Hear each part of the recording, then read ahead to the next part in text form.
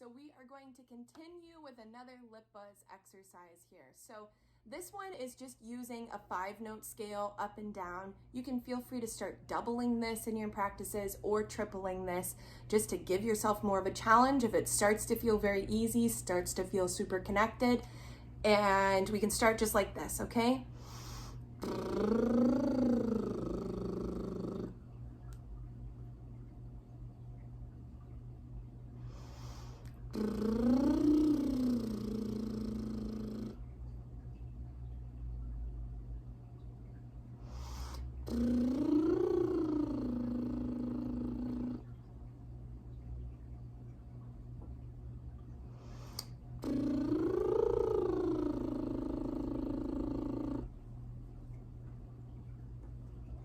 Now you'll notice in these scales, I'm not individually pushing to find each note. It's still using the notes of this scale.